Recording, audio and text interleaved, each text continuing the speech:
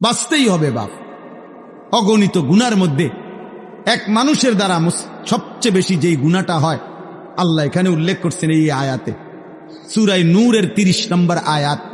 আল্লাহ তাআলা বলছে, কুল্লিল মুমিনিন, হে নবী সমস্ত ইমানদার পুরুষদেরকে বলে দেন, সে জওয়ান হোক আর বুড়া হোক,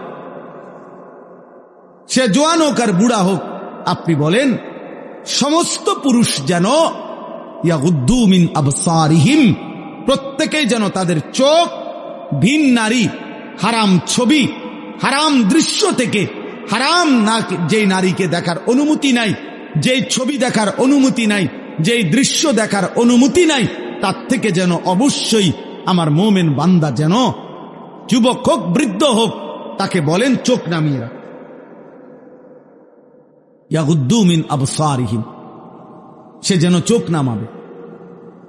এখানে তাফসীরের মধ্যে লিখছে ইয়াগুদ্দু মিন আবসারিহিম, এটার মধ্যে আল্লাহ তাআলা অন্যান্য জায়গায় আদেশ করছে। এখানে বললে এভাবে বলতে পারত, গুদ্দু আবসারাহুম, আল্লাহ বলতে পারতেন হে মুমিন তোমরা তোমাদের চোখ নামাও। আল্লাহ এটা বলে নাই, বলছে ইয়াগুদ্দু মিন আবসারিহিম।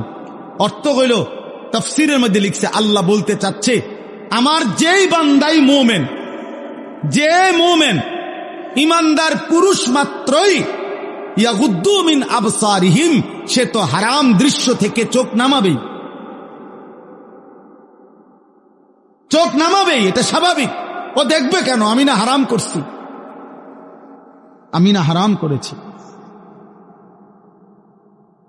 আমি না হারাম করেছি। ওয়াহফাজু ফুরুজাহুম, আল্লাহ বলেন আর দ্বিতীয় আদেশ হলো তারা যেন তাদের লজ্জাস্থানের হেফাজত করে। আজকে মুসলমানের নওজোয়ান ভাই, মুসলমানের মা বোন, কিশোরী যুবতী নারী, সবার জন্য কথা এটা, আমার জন্য। আজ আমাদের সবচেয়ে বেশি গুনাহ আমাদের নজরের গুনাহ, আর এই নজরের কারণেই ধীরে ধীরে প্রত্যেক মানুষ যখন চোখ দিয়ে গুনাহ করে, এই মোবাইলে নারী দেখে, ছবি দেখে, উলঙ্গ দৃশ্য দেখে, হারাম নাজায়েজ ছবি দেখে, রাস্তায় দেখে বেপর্দা বেহায়া নারী দেখে, নিজের আত্মীয় স্বজনের থেকে হোক আর রাস্তার মহিলা হোক, প্রত্যেক মানুষের চোখে যা দেখে হারাম তা অন্তরে আইসা জমা হয়। আর অন্তর থেকে ধীরে ধীরে পরিকল্পনা, প্ল্যান, প্রোগ্রাম বাড়াইতে বাড়াইতে বাড়াইতে বাড়াইতে একসময় লজ্জাস্থানের দ্বারাও জিনা এবং ব্যভিচারের গুনাহ হয়েছে। নাউযুবিল্লাহ, নাউযুবিল্লাহ, নাউযুবিল্লাহ। আজকে ছেলেরা তোমাদের চেহারা দেখলে বোঝা যায় বাপ, মাত্র বয়স 18 বছর, চেহারার মধ্যে রসকস নাই। 16, 18, 20 বছরের ছেলেদের সাফা ভিতরে ঢুকে গেছে। তোমাদের চুল দেখলে বোঝা যায়, তোমাদের চেহারার বিমর্ষ ভাব দেখলে বোঝা যায় গুনাহ করতে করতে তোমরা ক্লান্ত,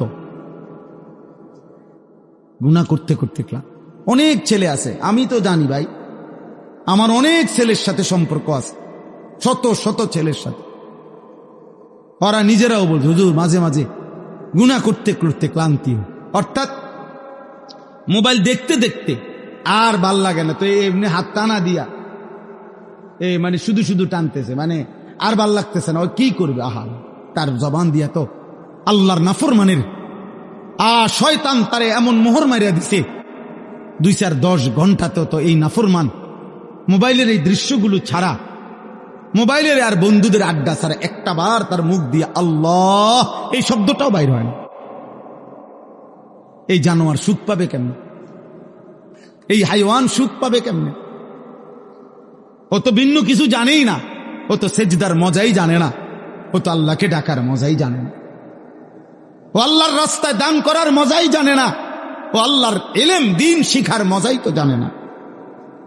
বড় পীর আব্দুল কাদের জিলানী রাহমাতুল্লাহ আলাইহি বলছেন, দুনিয়ার রাজা বাদশারা যদি জানতো আমি আব্দুল কাদের রাত গভীরে তাহাজ্জুদ নামাজে যখন সেজদা দেই, আমার এই কপালটা যেটুকু মাটির মধ্যে যখন লাগে সেজদাতে, উনি বলেন আমি তখন যেই মজা পাই, যেই সুখ পাই, যেই আনন্দ পাই, আল্লাহর কসম তিনি বলেন দুনিয়ার রাজা বাদশারা যদি যা টের পাইতো তাইলে আমার থেকে বন্দুক ঠেকাইয়া ওই সুখ ছিনাইয়া নেওয়ার চেষ্টা করত।